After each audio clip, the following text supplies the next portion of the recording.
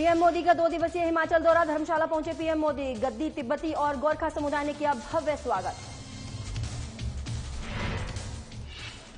National Herald मामले में राहुल गांधी से पूछताछ। कांग्रेस ने बीजेपी पर लगाया प्रताड़ना का आरोप। कांग्रेस ने शिमला में राजभवन का किया घेराव।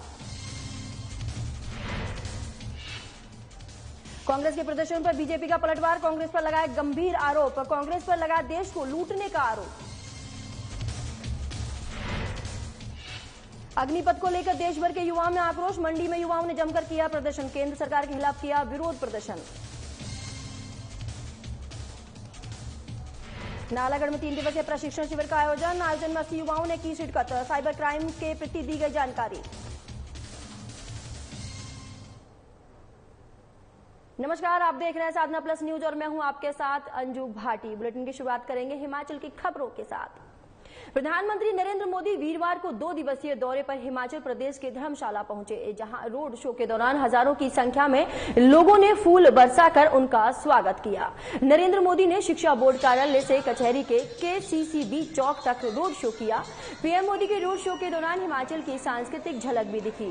गद्दी, तिब्बती और गोरखा समुदाय ने पारंपरिक वेशभूषा में सांस्कृतिक कार्यक्रम से गीत संगीत के माध्यम से नरेंद्र मोदी का स्वागत किया। मोदी सुबह करीब 11:45 तक धर्मशाला पहुंचे। यहां से पीएम मोदी खुली जीप में सवार होकर सड़क के रास्ते गुजरते हुए लोगों का अभिवादन स्वीकार किया।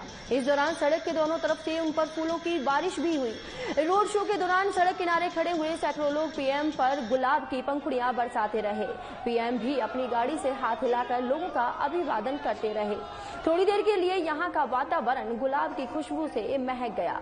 रोड शो में करीब 25,000 बीजेपी कार्यकर्ताओं ने अपनी उपस्थिति दर्ज करवाई।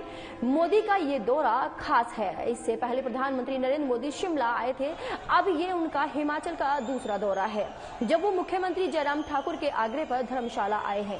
सीएम जयराम ठाकुर ने हिमाचली टोपी और मफलर भेंट कर पीएम का स्वागत किया। इस दौरान प्रदेश के राज्यपाल राजेंद्र विश्वनाथ अर्लेकर भी मौजूद रहे। इसके बाद प्रधानमंत्री सीधे रोड शो में हिस्सा लेने पहुंचे। Himachal Pradesh cricket association stadium धर्मशाला में आज प्रधानमंत्री नरेंद्र मोदी की अध्यक्षता में मुख्य सचिवों के सम्मेलन में आजादी का अमृत महोत्सव 2047 का रोड मैप पर विशेष सत्र होगा। सम्मेलन में सभी राज्यों के मुख्य सचिवों के अलावा केंद्र सरकार, सभी राज्यों और केंद्र शासित प्रदेशों और विषयगत क्षेत्र के विशेषज्ञों का प्रतिनिधित्व करने वाले 200 से अधिक लोग भाग ले रहे हैं। नरेंद्र मोदी आज रात को धर्मशाला के सर्किट हाउस में ही ठहरेंगे। धर्मशाला शहर सहित आसपास सुरक्षा की दृष्टि से 2300 पुलिस जवान तैनात किए गए हैं। किसी भी वाहन को बिना जांच धर्मशाला में प्रवेश न करने का आदेश है। पीएम मोदी आज से शुरू हो रहे 2 दिनों के लिए धर्मशाला में मुख्य सचिवों के पहले राष्ट्रीय सम्मेलन की अध्यक्षता करेंगे। कल शुक्रवार को भी मुख्य सचिवों के सम्मेलन में भाग लेंगे।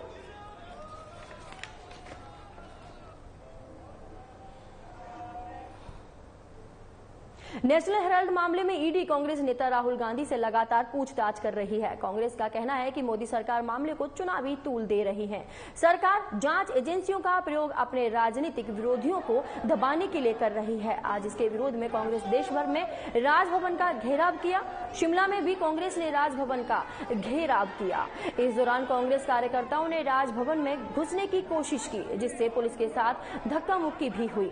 मामले को लेकर कांग्रेस प्रदेश अध्यक्ष प्रतिभा सिंह ने केंद्र सरकार पर आरोप लगाया कि मोदी सरकार ईडी और अन्य जांच एजेंसियों का दुरुपयोग कर रही है। कांग्रेस के बड़े नेताओं को फंसाने की साजिश रची जा रही है। नेशनल हेराल्ड मामला पहले ही बंद हो चुका है, बावजूद इसके केंद्र सरकार इसको दोबारा खोलकर गांधी परिवार को प्रताड़ित कर रही है। कांग्रेस कार्यालय को पुलिस छावनी के रूप में तब्दील कर दिया गया है। कांग्रेस पार्टी अपने नेताओं के खिलाफ हो रही इस तरह कार्रवाई बर्दाश्त नहीं करेगी। कांग्रेस पार्टी इसको लेकर सड़क पर उतर कर आंदोलन करने पर बाध्य हो जाएगी।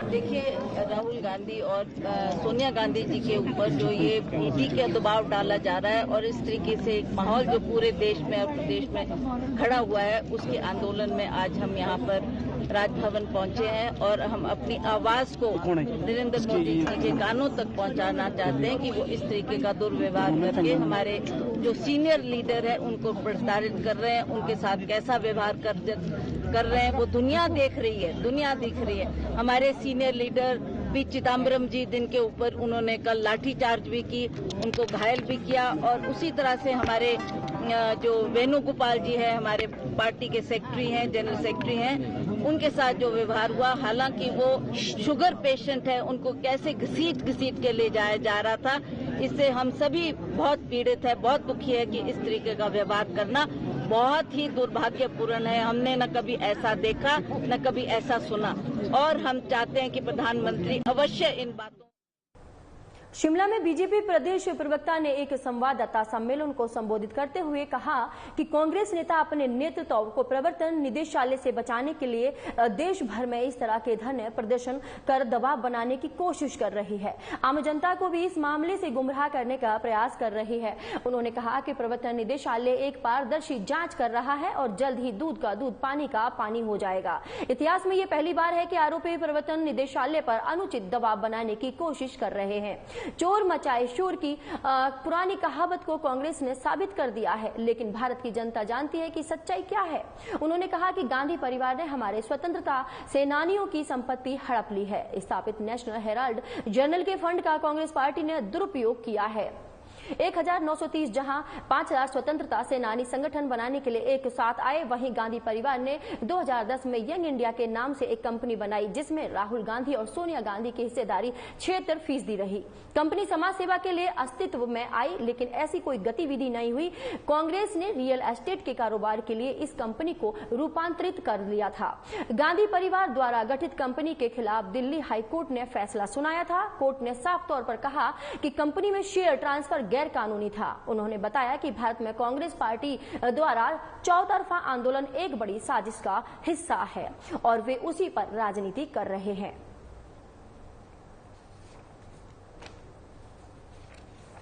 कांग्रेस पार्टी का राष्ट्रीय नेतृत्व अपने गुनाहों को छुपाने के लिए, अपने कुकृत्यों पर पर्दा डालने के लिए कांग्रेस पार्टी के कार्यकर्ताओं से धरने प्रदर्शन आयोजित करके आम जनता को परेशानी खड़ी कर रहे हैं, जबकि सच्चाई देश की जनता जानती है कि किस प्रकार इस मामले में गांधी परिवार ने भ्रष्टाचार किया है और उस भ्रष्टाचार की जांच जो है वो